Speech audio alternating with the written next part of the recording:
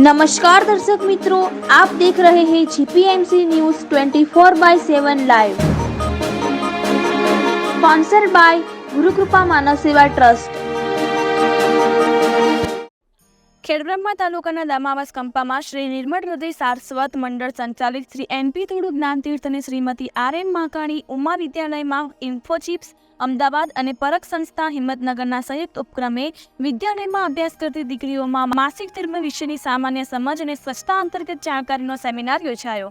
પરખ સંસ્થા હિંમતનગરના મંત્રીશ્રી તેમજ ભારતીય જનતા પાર્ટી ગુજરાત રાજ્યના ઉપાધ્યક્ષ માનનીય શ્રી કુમારી કૌશલ્યા કુંવરબાની અધ્યક્ષતામાં કાર્યક્રમ યોજાયો। સૌપ્રથમ વિદ્યાલયના ઇન્ચાર્જ આચાર્ય શ્રી શૈલેષભાઈ શ્રી પ્રજાપતિએ ઉપસ્થિત મહેમાનોનું શાબ્દિક સ્વાગત અને અભિવાદન કર્યું હતું અને વિદ્યાલયનો ટૂંકમાં પરિચય આપ્યો હતો। અધ્યક્ષ મહોદય શ્રી કુમારી કૌશલ્યા કુંવરબા અને તેઓની સંસ્થા દ્વારા ચાલતી સેવાકીય પ્રવૃત્તિઓ અને તેમના કાર્યક્ષેત્ર વિશે વિસ્તૃત માહિતી આપી હતી। આ સાથે ટ્રસ્ટી મંડળ પશ્ચિમ રેલવે બોર્ડના સલાહકાર સભ્ય શ્રી મોહનભાઈ પટેલ, પરખ સંસ્થાના પ્રમુખ શ્રી સુરેશભાઈ પટેલ, યુવા કાર્યકર શ્રી ભરતભાઈ પટેલ, દામાવાસ આરોગ્ય વિભાગના કર્મચારીઓ વગેરેએ ઉપસ્થિત રહીને કાર્યક્રમને શુભાવ્યો હતો। ધોરણ 9 થી 12ની દીકરીઓને માસિક ધર્મ અને તે સમયગાળા દરમિયાન સ્વચ્છતા જળવાય તે હેતુથી સેનેટરી પેડના કીટનું વિતરણ અને તે બાબતે ધ્યાનમાં રાખવાની બાબતો અને માન્યતાઓ વિશે વિસ્તૃત ચર્ચા દ્વારા આરોગ્ય વિભાગ અને અધ્યક્ષ બહેનશ્રી દ્વારા વ્યક્તિગત સમજ આપી પ્રેરણા પૂરી પાડવામાં આવી હતી। વિદ્યાલયના ટ્રસ્ટીગણ અને શાળા પરિવારે ઇન્ફોચિપ્સ અને પરખ સંસ્થાને આવી સેવાકીય પ્રવૃત્તિ બદલ આભાર વ્યક્ત કર્યો હતો। આ પ્રદેશ ઉપાધ્યક્ષ શ્રીમતી કૌશલ્યા કુંવરબાએ તાલુકા ઉપપ્રમુખ શ્રી મોહનભાઈ પટેલના પરિવારની મુલાકાત લીધી તેમજ શ્રી નિષ્કલંકી નારાયણ મંદિર દામાવાસ કંપા ખાતે લઈ પ્રભાવિત થયેલા હતા। રિપોર્ટર દિનેશભાઈ પી પટેલ, 4 તાલુકા મંત્રી Shri GPMC news 24/7 live. Parakh trust NGO દ્વારા મહિલા માસિક ધર્મ સ્વચ્છતા અંતર્ગત આપણી વચ્ચેના કાર્યક્રમ અને જાગૃતિ અંતર્ગત દિનેશભાઈ આ સાથે આપણી શાળાના પૂર્વ આચાર્યશ્રી અને સતત જેમનું આપણને માર્ગદર્શન મળી રહેશે અને સેવા આપી રહેશે એવા સાહેબશ્રી જે કે કુંભાર સાહેબ આપણે આ તરફથી અનુભવીએ છીએ અને જેમનો ઉદ્દેશ જે ઉત્તમ છે એટલે હૃદયથી એના સ્વાગત।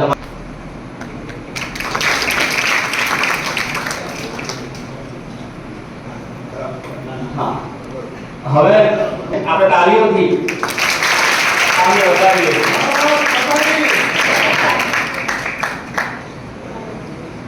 બહુ સરસ। સાથે સાથે ભારત માતા કી જય। ભારત માતા જી બેઠા છો ને બધા ભારત માતા જવું છે। હાથ ઊંચા કરી મુઠ્ઠી વાળીને જેટલી તાકાત હોય ને એટલી તાકાતમાં ભારતીયનો જયઘોષ કરવાનો છે। એ કર્યું ભારતમાં ભારતીયનો જયઘોષ શા માટે કરવાનો છે એ આપણે કહેવા માંગુ છું। આપણા ભારત દેશને પહેલા ગરીબીનો દેશ, બેકારીનો, બેરોજગારીનો ખાતા વગર આવે છો આજે મને બીજી સ્કૂલોમાં જો એટલી તાકાતથી પ્રવેશતા જ ખૂબ સુંદર રમણીય વાતાવરણ આ સ્કૂલનું જોઈને પહેલા તો ખૂબ અભિભાવક થઈ છું।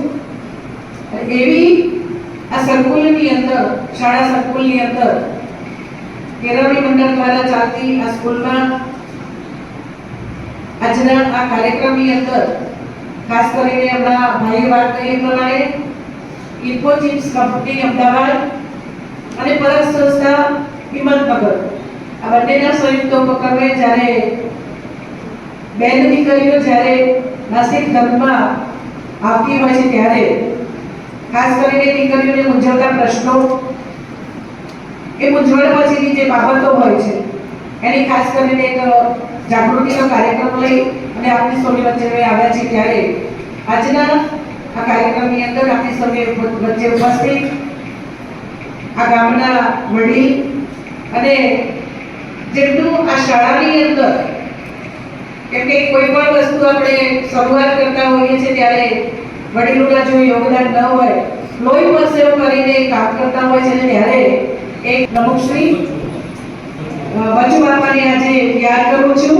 બચુ બાપા એ ખૂબ સેવાભાવી જીવ છે અને આ ગામના વતની છે મને આજે ખબર પડી છે કેમ કે જ્યારે મળવાનું થાય છે ત્યારે મનગરમાં જ મળવાનું થયું હતું, પરંતુ એમને આજે આખા પાણી કહેવાની આપણા સૌના સન્માનની પ્રધાનમંત્રી નરેન્દ્રભાઈ મોદી સાહેબે કર્યું છે અને દેશ આગળ ચાલ્યો છે ત્યારે એવા દેશ માટે આપણે જયકારો કરવાનો છે.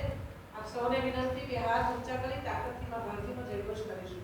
બોલી ભારત માતા કી જય, ભારત માતા કી જય, ભારત માતા કી જય. આગળ વગર આવ્યા છો આજે મને બીજી સ્કૂલોમાં જો કેટલી તાકાતથી મારે કામ બંધ કરવા પડે એટલો જયકારો લગાડતા હોય છે. તો એ બોલ્યા છે આપણે ધન્યવાદ, આપ સૌનો આભાર. આજે દામાવાસ કંપાની અંદર સંકુલમાં પ્રવેશતા જ ખૂબ સુંદર રમણીય વાતાવરણ આ સ્કૂલનું જોઈને પહેલા તો ખૂબ અભિભાવક થઈ છું. અને એવી આ સંકુલની અંદર શાળા સંકુલની અંદર કેળવણી મંડળ દ્વારા ચાલતી આ સ્કૂલમાં આજના આ કાર્યક્રમની અંદર ખાસ કરીને હમણાં ભાઈએ વાત કરી એ પ્રમાણે ઇન્ફોચિપ્સ કંપની અમદાવાદ અને પરખ સંસ્થા હિંમતનગર આ બંનેના સંયુક્ત ઉપક્રમે જ્યારે બેન દીકરીઓ જ્યારે નાસ્તિક ધર્મમાં આવતી હોય છે ત્યારે ખાસ કરીને દીકરીઓને મૂંઝવતા પ્રશ્નો એ મૂંઝવણ પછીની જે બાબતો હોય છે એની ખાસ કરીને એક જાગૃતિનો કાર્યક્રમ લઈ અને આપની સૌની વચ્ચે અમે આવ્યા છે ત્યારે આજના આ કાર્યક્રમની અંદર આપની સૌની વચ્ચે ઉપસ્થિત આ ગામના વડીલ અને જેમનું આ શાળાની અંદર કેમ કે કોઈ પણ વસ્તુ આપણે શરૂઆત કરતા હોઈએ છીએ ત્યારે વડીલોના જો યોગદાન ન હોય લોહી પરસેવો કરીને કામ કરતા હોય છે ને ત્યારે એક બીજમાંથી છોડ અને છોડમાંથી વટવૃક્ષ બનતું હોય છે. અને ભારતીય જનતા પાર્ટીમાં વર્ષોથી સેવા આપી રહ્યા છે, કામ કરી કિસાન મોરચાની અંદર કામ કરી રહ્યા છે.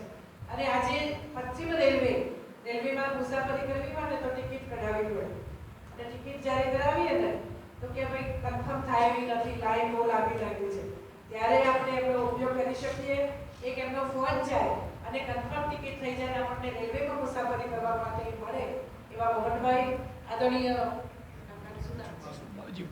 આદરણીય આ કામ વિચાર આવ્યો કે ચોક્કસ એક ખેત મજૂરી કરતી અને રોડ રસ્તામાં કામ કરતી મજૂર બહેનો માટે હું કામ કરતી.